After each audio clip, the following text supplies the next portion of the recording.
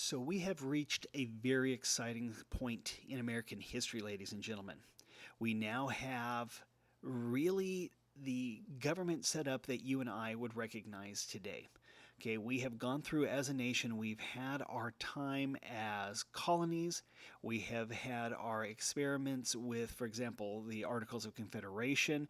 We have gone through and we have drawn up our new Constitution.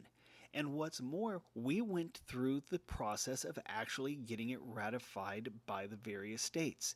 Okay, this is part of the consent of the governed, which is a huge, huge cornerstone for our republic.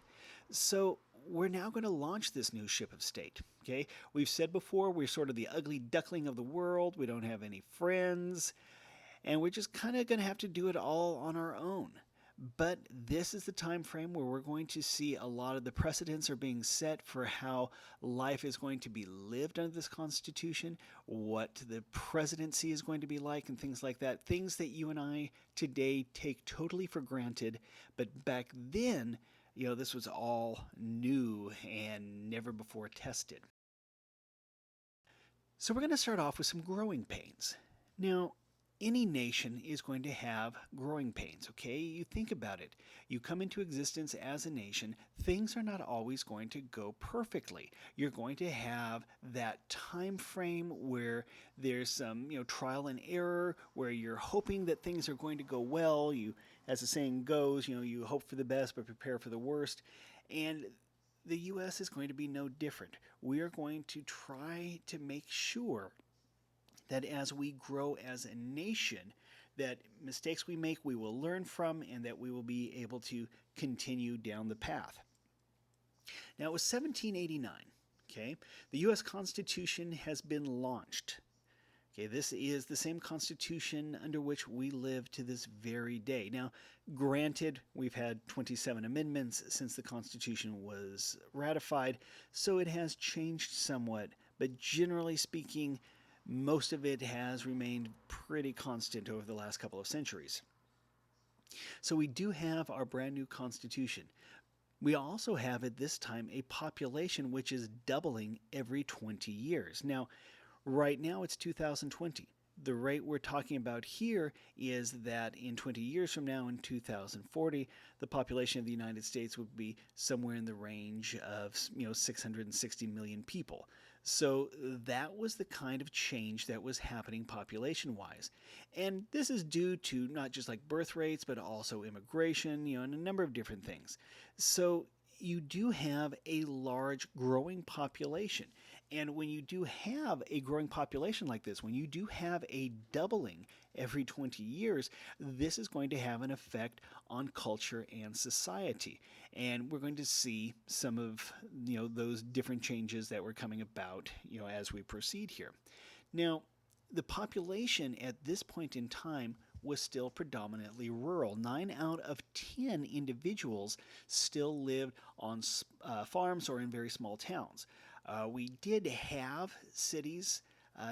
They wouldn't be considered large by today's standards, but everything was relative, especially at that point in time. You've got to go through and compare the size of the cities to the average, small town in America at that point. So you've got 90% are still living on farms, and it really isn't going to be until after the Civil War that you're going to see a big change in that. America would remain a predominantly rural and agricultural nation until after the Civil War is when people would start moving into the cities. We also have at this time about 5% of the population is living west of the Appalachian Mountains. Okay, now the Appalachians, that was that proclamation line of 1763. And in that time frame, yes, we have still had people willing to rough it and go out into the frontier to try and set up their own, farm or something along those lines. But granted, we only have about 5% of our population have done that. Okay, you do have the majority of the nation at this time is still going to be living essentially where the original 13 colonies were, more closely aligned with the coast than with the mountains. But this is a change. There's going to be a continuous migration within the United States of people moving west all the way out to California eventually, but that would be far off in the future. Now, with this increase in population and with the movement of people within the nation itself, you're going to start to see some new states growing and you're going to see some changes happening in the political landscape. Okay? 1791, Vermont becomes the 14th state. Okay, we now have 14 of them. The original 13 colonies became the original 13 states, and we've begun to add. Now, we talked about this previously that with the Northwest Ordinances, they went through and discussed, all right, you hit X number of people, you draw up a constitution, things along those lines. Well, that's what's happening here. So we add Vermont, and we also add the states of Kentucky, Tennessee, and Ohio. Okay, these are states where what's referred to as the Trans-Appalachian overflow was concentrated. By Trans-Appalachian, we're talking about anything or anyone that has crossed the Appalachian Mountains out into the Wild West at the time, which would be essentially around Ohio. It's difficult to think of Ohio as the Wild West, but it essentially was at that point. So as people are moving through the Appalachians, as they're pushing west into the Ohio country, you're starting to see more and more states start to be formed. And it was all the work done by the Confederation Congress that had everything set up to be prepared to actually design, draw up these states, and actually get them brought into the Union. Now, adding states to the Union, that's going to continue right up through 1959. 1959 would be the last time we actually added states to the nation, Alaska and Hawaii.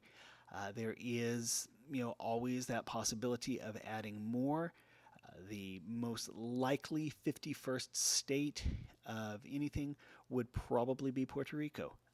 Will it ever happen? I have no idea. It has been on the ballot a few times in Puerto Rico. It has never gotten sufficient, votes to do that, but it could still happen.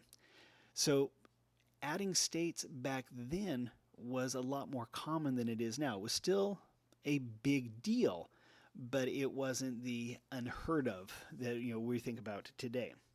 So you have states like Vermont, Kentucky, Tennessee, Ohio. All these states have been added. Now, the problem with this is you're going to start to see a little bit of sectionalism or regionalism, however you would like to phrase it, because you're going to have different groups within the nation looking down on one another. Okay, visitors had a tendency to look down upon the pioneers, the people who were actually going out through the Appalachians and starting their own farms and whatnot. They were looked down upon as being very crude, as very rough. There was also the question of their loyalty. To whom were they actually loyal? One thing that I've mentioned before is that the Civil War is what really united the country into a real united nation. Before that, I've mentioned that it was grammatically correct before the Civil War. If you wanted to speak of the beauty of the United States, you would say that the United States are a beautiful nation, and that was grammatically correct to say A-R-E. After the Civil War, it became the United States is a beautiful nation. And you will find that up to the Civil War, a lot of people put loyalty to their state over loyalty to the nation as a whole. For example, you might see yourself as a New Yorker first and an American second, or a Virginian first and an American second. A lot of people's loyalty lied to their home state. That's where they would put all of their efforts first and foremost.